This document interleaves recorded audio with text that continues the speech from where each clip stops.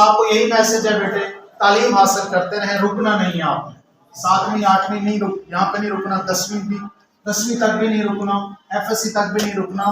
آپ اپنے والدین کو منوائیں، بچے ہوں یا بچیاں ہوں، اور تعلیم حاصل کرتے رہیں، کیونکہ تعلیم آپ کو شعور دیتی ہے، ویژن دیتی ہے، پھر آپ لوگوں کا سوچتے ہیں، قوم کا سوچتے ہیں اور آگے بڑھتے ہیں.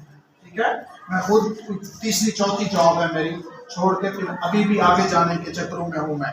وہ کس لیے؟ صرف پیسوں کے لیے نہیں، کیونکہ سوچ آ جاتی ہے کہ بھئی آگے جا کے ہم مزید قوم کی خدمت کر سکتے ہیں جو یہاں رہ کے نہیں کر سکتے.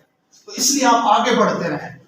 بچے اور بچیاں میری یہ بات، یہ لمحہ اپنے ذہنوں میں رکھیں کہ تعلیم حاصل کرنی ہے، تعلیم نوکری کے لیے نہیں ہوتی. بہت سارے تعلیم دان ایسے ہیں جو کہ نوکر نہیں ہیں، سرکاری نوکری نہیں ہے ان کی، بزنس مین ہیں، لیکن وہ بگ برینز ہیں، اچھا پڑھتے ہیں اور پڑھ لکھ کے پھر پوری قوم کا سوچتے ہیں، ملک کا سوچتے ہیں. تو بچیاں ہوں یا بچے ہوں، تعلیم آپ نے کبھی نہیں روکنی. اپنے والدین سے ویسے ان کی ریسپیکٹ کریں، لیکن والدین سے ایک حق آپ نے ہمیشہ لینا ہے، وہ محبت کے ذریعے لڑ کے لینا ہے، ان کے قدموں میں بیٹھ کے لینا ہے کہ بابا ماما ہمیں پڑھائیں ضرور، بعد میں ہمیں کچھ نہ دیں، ہماری شادیوں پہ ہمیں کچھ نہ دیں، ہمارا حصہ آپ نہ دیں، ہم زمینیں ہمیں نہ دیں، لیکن ہمیں اچھی تعلیم حاصل کروا دیں. یہی سب سے بڑا اثاثہ ہے، باقی چیزیں ہم خود حاصل کرتے ہیں.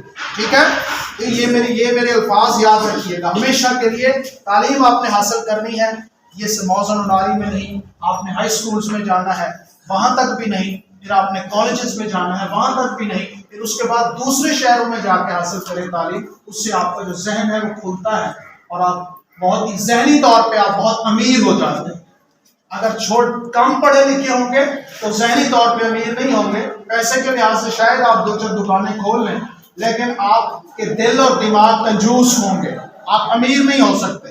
اور امارت ہوتی ہی وہی ہے، ذہنی اور دل والی امیری، کہ لوگوں کے لیے آپ سوچیں.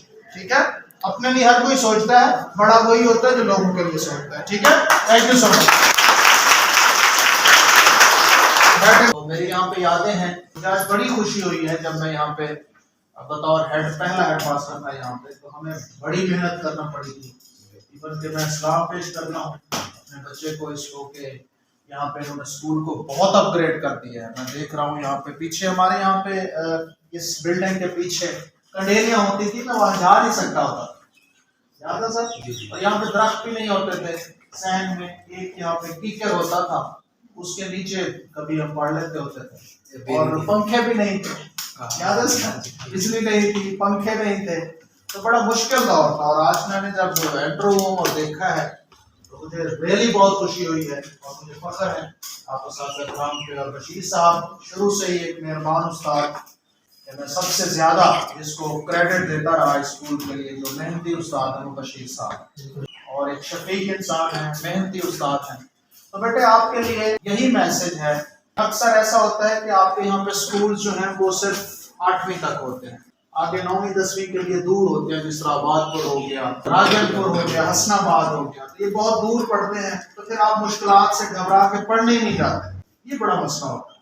مہنگائی کا دور ہے، غربت کا دور ہے، آپ کے پیرنٹس غریب ہوں گے، ہم سب کے پیرنٹس غریب ہیں، ہم نے خود بھی ایوریج لائف سے اوپر آئے ہیں، محنت کر کے اوپر آئے ہیں. ہم خود چک آباد سے کوئی 15 کلومیٹر ایریا کام پڑتا ہے، ہم سائیکل پہ جاتے رہے، میٹرک میں بھی FSC میں بھی سائیکل پہ جاتے رہے، سائیکل پہ آتے رہے. ہم روڈ بھی نہیں ہوتی تھی، بینک ہوتی تھی، نہر کنارہ، وہ بھی روڈ سے اچھی ہوتی تھی، اس پہ ہم جاتے تھے، اس پہ آتے تھے. بعض کا کبھی 1-2 مہینے ٹیوشن پڑھی تھی تو شام کو کھانا کھانے آتے تھے، دوسری طرف پھر چلے جاتے تھے شام کو. تو بڑی اسٹرگل کرنا پڑتی ہے. بشیر صاحب کو پتا ہے کہ میں یہاں پہ پہلی سرکاری نوکری میری یہاں پہ تھی، پھر اس کے بعد ایک اور جگہ ہو، پھر اس کے بعد یہاں پہ. اب یہاں پہ میں نہیں ٹکنے والا، اب اس کے بعد میرا یونیورسٹی کا پلان ہے اور باہر جانے کا پلان ہے. آپ کو رکنا نہیں چاہیے، جو رک جاتا ہے نا وہ بو مار جاتا ہے. کبھی ٹھہرے ہوئے پانی کو دیکھا ہے؟ ٹھہرے ہوئے پانی جو ہے وہ بو مار جاتا ہے، بدبودار ہو جاتا ہے. چلتے ہوئے پانی کو دیکھا ہے کبھی بو مارتا ہے؟ نہر کا پانی، دریا کا پانی کبھی بو دیتا ہو قریب سے جا کے سونگھے؟ نہیں دے گا. یہ فطرت ہے. ہماری فزکس بھی یہی کہتی ہے کہ بچے پڑھ گئے ہیں physics special theory of relativity, کہ جب آپ موو کرتے ہیں آپ کی زندگی بڑھ جاتی ہے. آئنسٹائن نے کہا تھا اسپیشل تھیوری آف ریلیٹیوٹی ہے کہ جب آپ جتنا زیادہ موو کرتے ہیں آپ کی عمر بڑھ جاتی ہے. آپ کی ایج بڑھ جاتی ہے. تو یہ فطرت کے قوانین ہیں. لیکن اقبال میرے مرشد ہیں، وہ کہتے ہیں کہ دو قسم کی موتیں ہیں. موتیں دو قسم کی ہیں. ایک موت ہے بیٹے جسم سے روح کا جدا ہونا، اور یہ موت ہر ایک پہ آتی ہے. ہر ایک کے جسم سے روح نکلے گی اور وہ مر جائے گا. یہ موت ہر ایک پہ آئے گی، اس پہ کسی کو تانا نہیں دیا جا سکتا. دوسری موت ہے بیٹے روح کا مر جانا. یہ کیا ہوتا ہے سر؟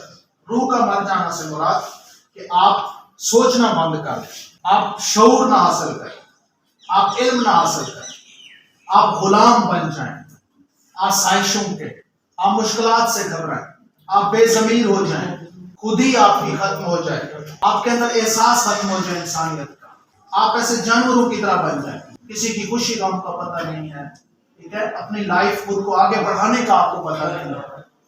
یہ ہے روح کا مر جانا. تو آپ نے روح کو نہیں مرنے دینا.